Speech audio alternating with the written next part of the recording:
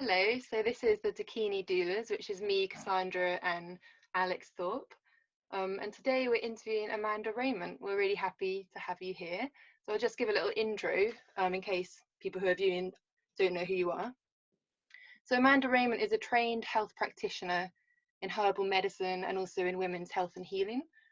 She's got 3 decades worth of experience in antenatal and childbirth education, and is also trained and graduated in so many different healing modalities.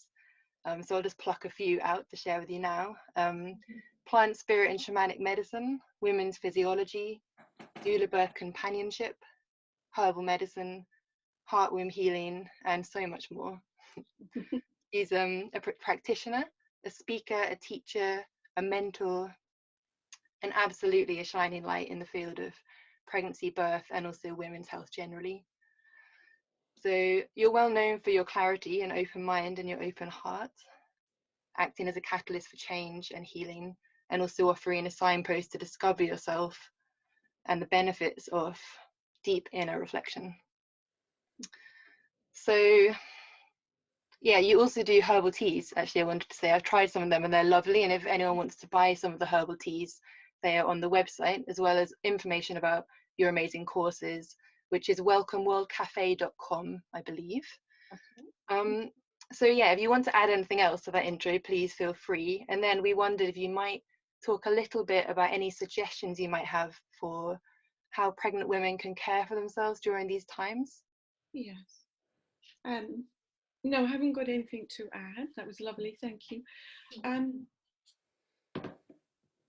Yeah, so in some ways, what I'm suggesting during these times is very much a sort of what I would suggest at any time, but obviously it's kind of more intense, shall we say, just because the focus I always signpost to during pregnancy is one, really beginning to be kind and to take care of ourselves during pregnancy, but to deeply, deeply listen to the body, which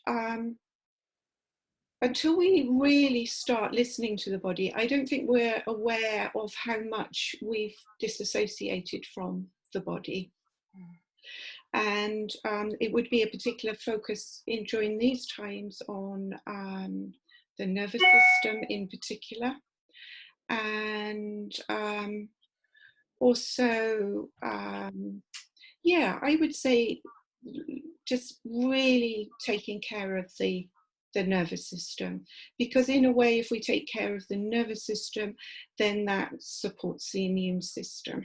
And most people at the moment are sort of really taking care of their immune systems. But to add that extra attention, if you like, that extra awareness to the nervous system, because yeah, understandably that any pregnant woman would have some kind of anxiety during these times, whether that is anxiety around where she may give birth, or it may be anxiety around finances, you know, all the different anxieties that we're all having to meet in different ways, but pregnant women have also their focus on birthing their baby as well. So that nurturing and nourishing of themselves, everything that they're wanting to offer to their baby, to really bring it back to themselves. And of course, while they're bringing it back to themselves, of course, they're including their baby in that as well. Yeah. So deeply, deeply listening to the body. It's a beautiful opportunity in many ways. And I'm certainly not making light of all the challenges that are here in these times as well.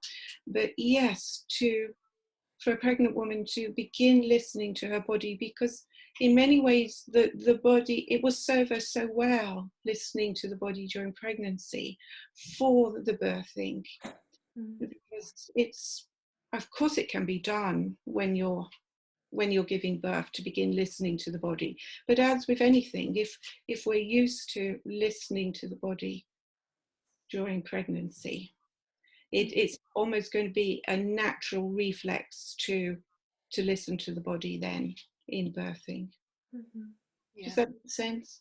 Of course, yeah. And the fact that women are in isolation now, pregnant women in particular, does mean that there's that opportunity to really start dropping in and listening. Exactly. But yeah, that focus on having nervous system relaxation techniques makes so much sense. Yeah. I wondered if you had any particular herbs that you promote that do that, particularly for the nervous system relaxation. Yeah, during pregnancy, I can't sing praises enough of Oatstraw. I mean, it's one of my most prescribed herbs, and it's one of my personal favourite herbs. It signposts us to self-kindness, and for me, Oatstraw is whispering to us, if you like, of saying yes to life. It's enlivening, and it nurtures and it nourishes the nervous system. It's packed with vitamins and minerals, and there's no contraindications during pregnancy either with Oatstraw. So it's a wonderful herbal infusion to drink during pregnancy. Yeah, really, really lovely. But also to if people don't want to drink herbal teas, because not everybody does, then we have the God-given gift, if you like, of our breath. And nothing calms the nervous system like our breath. Just bringing our awareness, our attention, if you like, to the breath. And I'm not speaking of any kind of yogic breath or sort of prescriptive breath. I'm just speaking about our each, Amanda's breath, or anybody's breath, our own unique breath. And I often say with the breath that it's really interesting, because it's kind of so intangible, a bit like the nervous system, and yet it is also so tangible. So you've got that duality of, we can touch the breath because you can kind of feel it, but you know what I mean, that it's kind of like so intimate to us, and it's so essential to us. And yet in many ways it's quite intangible as well. So just being, the words I often use, I say, become the true detective or the true scientist of yourself. And what I'm meaning by, why I put the word true in front, is because a scientist can have an agenda, can be gathering evidence to prove a point. But what I'm suggesting in being a scientist or a detective of ourselves is the spaciousness of not knowing, of just deeply listening without any psychological agenda at all. You're just listening and noticing your breath. And although I say listening, I'm not always meaning with the ears. I'm kind of like, it's a feeling, knowing, intimacy of just allowing our breath to be how it is. And as we bring our attention, our awareness to the breath, it's like I can feel right now, just allowing awareness to drop to the location of the breath. The whole physiology of the body relaxes, and the nervous system relaxes. And so, as I say, it's a God-given gift. It's there with each of us. And what we have the time at the moment to focus on these kind of things. So, and of course, in terms of the physiology of the body, the breath is oxygenating the blood and all the wonderful things, the gifts it gives to the blood and to the body. keeps the body alive, obviously, as well. So yeah, lots of really simple ways to begin exploring the nervous system, and just gently noticing what activates the nervous system. You know, when do you notice that tension arising? We've been conditioned, all of us. There's nobody walking on this earth that isn't conditioned in different ways, or sort of a reflex. It's almost in the cells and the muscles of our bodies that, you know, certain things are kind of reminders and activate. And can we notice these? Not trying to get rid of them, not trying to do anything, just gently noticing. Yeah. That's a really beautiful focus. And also making that distinction between not following a particular protocol for breathing, but just being with your natural breath. Because I know some people can almost like have a stress response in trying to breathe correctly. Exactly. Yes. Or, you know, with a particular breathing technique or something, which can actually get them further away from their natural breath. So I really appreciate that focus on your own breath, Alix's breath, Cassie's breath, Amanda's breath.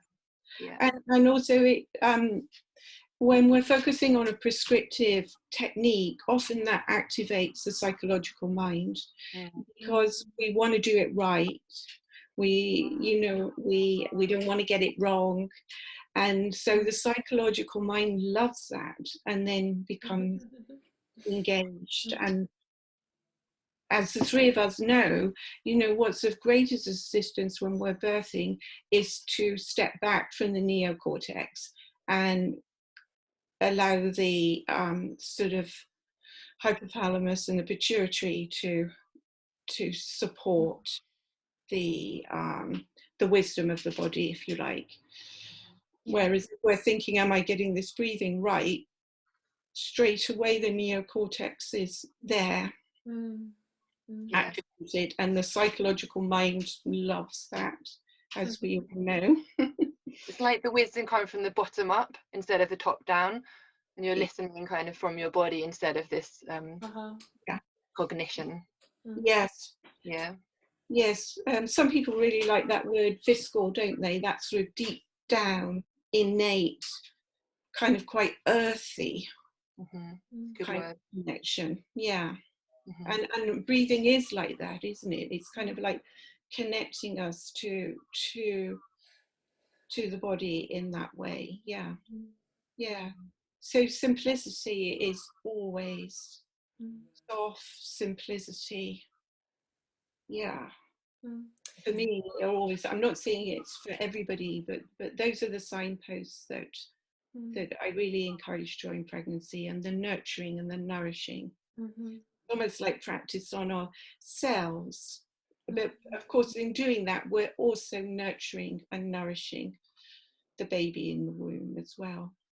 Naturally. Yes. I've heard you speak very beautifully, Amanda, about the soft gaze and how important that is in pregnancy, and for birth workers as well, to come into a state of soft gaze. Yes. I wonder if you could speak a bit more about that. So if I was using an example, say if each of us looked out of our windows and we saw the garden, you know, our gaze could be very single focused on one plant. And of course, sometimes that's needed in particular activities or work we're doing.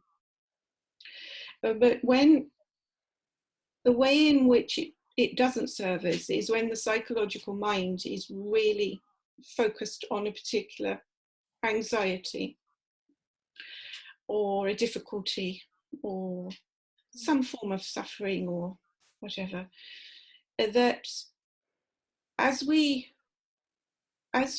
step back, if you like, and allow ourselves to rest back and relax, our gaze softens.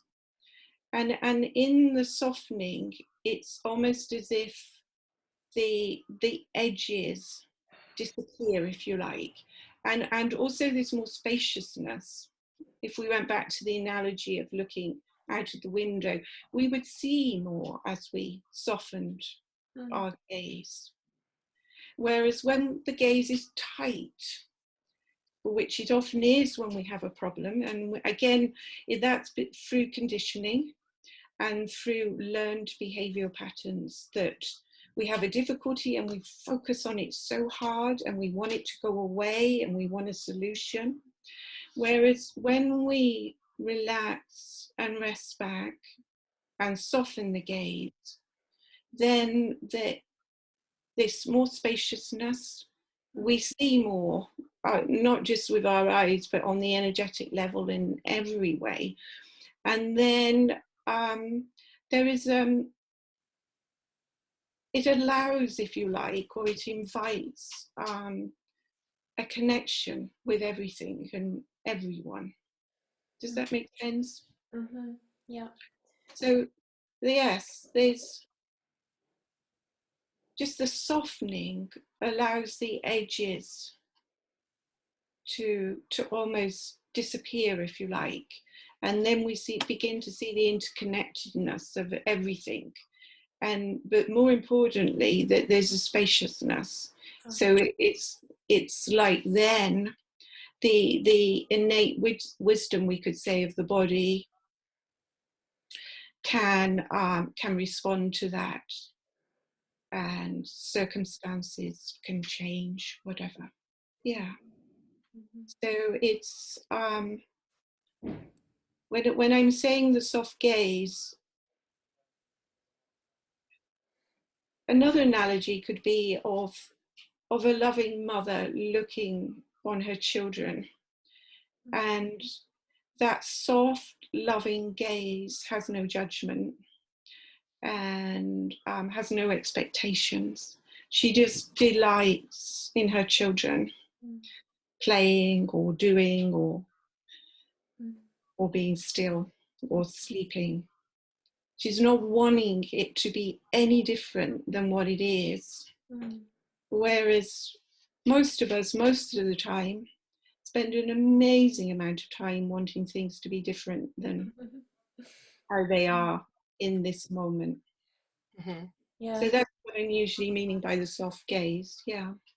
The other time where I feel like I've really witnessed the soft gaze is being with a mother who's giving birth, when she surrenders to the birthing energy, and although it can be very intense or very strong, she's so soft. Yes. She really embodies. I feel like we can learn a lot from a birthing woman about soft gaze.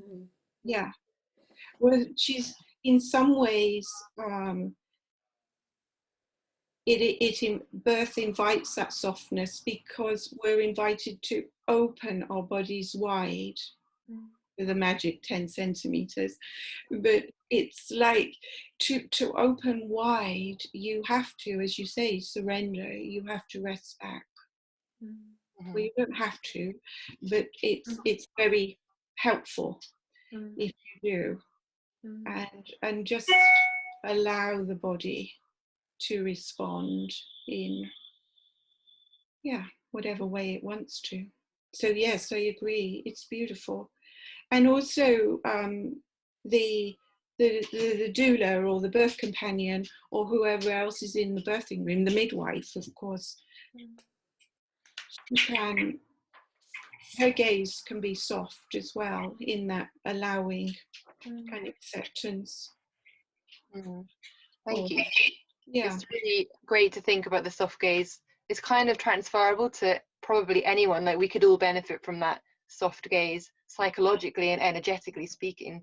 I know for me, when I there's something I want clarity over and I can focus on it too much, and then to just step back and be a bit more like a tree and just be soft and allow the process of clarity to naturally come rather than trying to force it.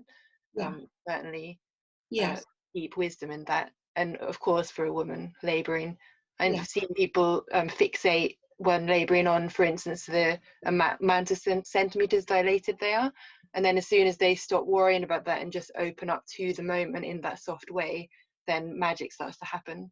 Yes, exactly. Yes. Yeah.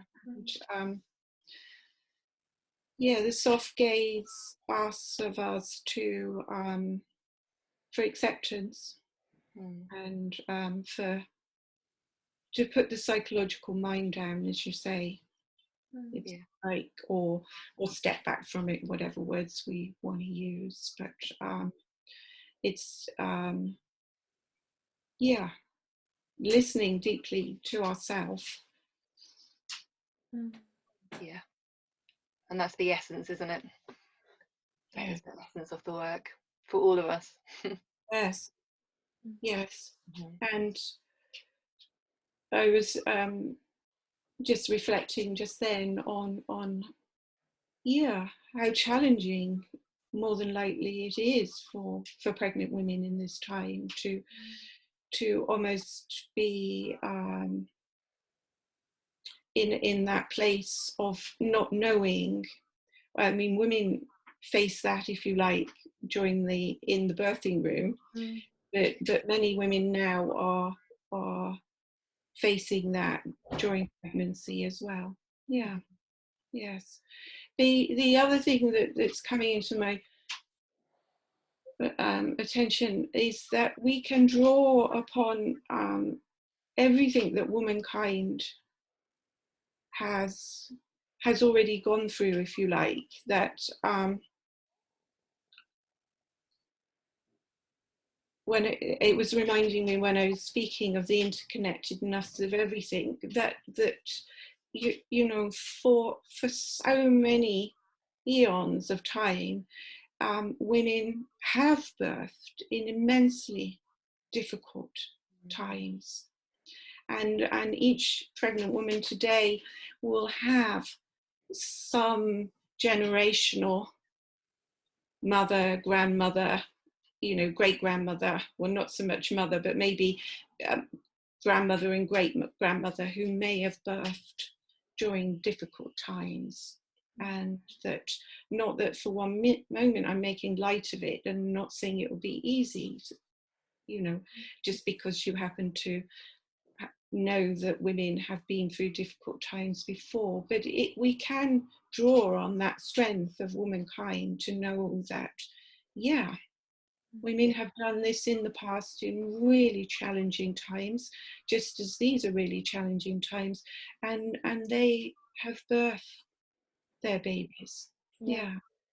Yeah, we can definitely draw upon the strength of that lineage. Yeah. Yes. Yeah. And not even birthing women, you know, just our whole history as womankind, really, of always, being in the position of, you know, like today's kind of history of womankind is, you know, the lack of equal pay and things like that. So, you know, we have great strengths in staying with our integrity and staying in what is real and true for us during difficult times and during times of being undermined and not taken seriously and all those kind of situations. So great strength there to kind of draw upon. Yeah. We haven't mentioned bonding with the baby, have we, of really connecting with the baby in the womb. And yeah, I love to tell this little story, if you like, that when a baby's in his mother's womb, he's listening to her heartbeat, and the heartbeat becomes familiar, becomes a feeling and a sound of safety. And what is so exquisitely beautiful about this is the mother doesn't even need to realize that the baby is listening to her heartbeat. He simply is listening to her heartbeat, and that feeling of familiarity and of safety and of warmth is there constantly, no matter what is going on in the woman's life. No matter how much anxiety, no matter how many challenges she's facing, as well as all the moments of joy and enjoyment during the day, the baby listens to her heartbeat. Her heart is singing to her baby all the way through the pregnancy. From really early on, the physiology of the body enables the baby to hear her heart singing. But for me, the exquisitely beautiful thing is that the woman doesn't even need to be aware of it. It's life just provides. It's just occurring. It's beautiful. It's just unconsciously nurturing. Yes, exactly. Yes, and then if she can be conscious about it, then you know, again, it's a bit like the breath, a God-given gift that the baby just listens to the heartbeat, and the mother can be reassured that this beautiful song is occurring no matter what. I've heard you.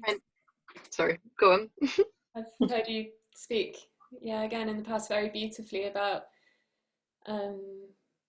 that reassurance, because mothers can be very hard on themselves, have a lot of criticism about how they're failing as a mother, but to invite them to remember this ever-present love that their baby is receiving. That's right. Yes, and one of the questions, if I'm working with a pregnant woman, or on the training with women who want to become antenatal teachers or doulas, is a question that I've used for so many years now, and the question is, how do you want to be met? And if we really investigate that question, it kind of answers so much.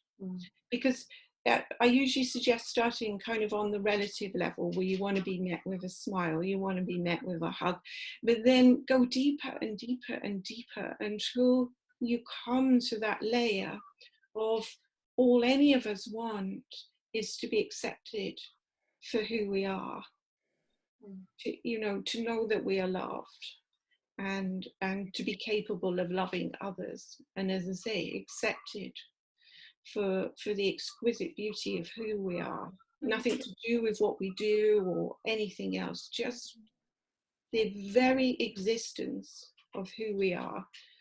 And so, this ultimately, this is all a child wants. Is to be accepted for the beauty of who they are.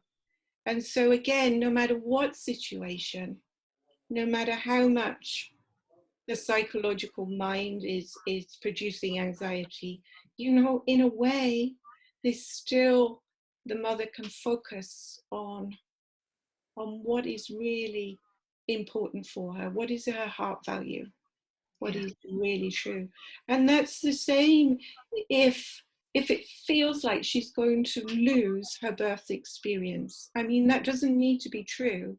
And again, I'm not making light of how challenging it must be if you had a birth plan, and if you had an idea of this is how you wanted birth to be.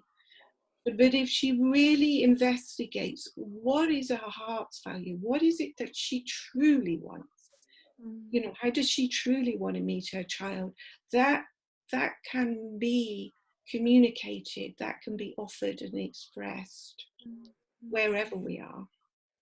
It's true, by asking those questions, you might realize that certain layers of things that she thought mattered drop away and gets to this more intrinsic, essential value, which will be able to be brought at any moment, regardless. Yes, exactly. And we're seeing, we're talking about birth, but we're seeing on the news beautiful expressions of people who have this virus, who are being cared for by nurses who are offering exactly the same expressions as love as the family would have done if they'd been able to be there. And again, I'm not making light for one moment of how you know, how families are grieving and not being able to be with their loved ones, and how challenging that it is, and how sad that is in so many ways. Our heart goes out. But we're also seeing expressions of almost complete strangers offering that same unconditional love to people in hospital. So yeah, amongst any suffering, and you know, a lot of people are suffering. In many ways we're all suffering, it's just varying degrees of suffering. There are still these beautiful gems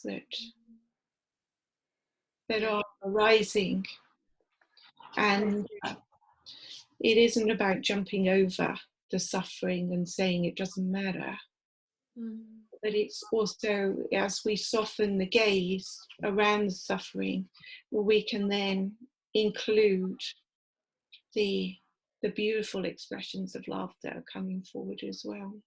Absolutely. And isn't it true that in response to pain and suffering, compassion arises often?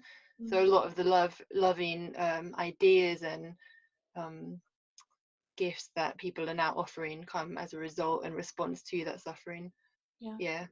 I've seen exquisite videos and posts from midwives inside the NHS that have brought me to tears at the beauty of the midwives, just letting the family know that we are going to be like rocks for your loved ones. We are going to be like their family.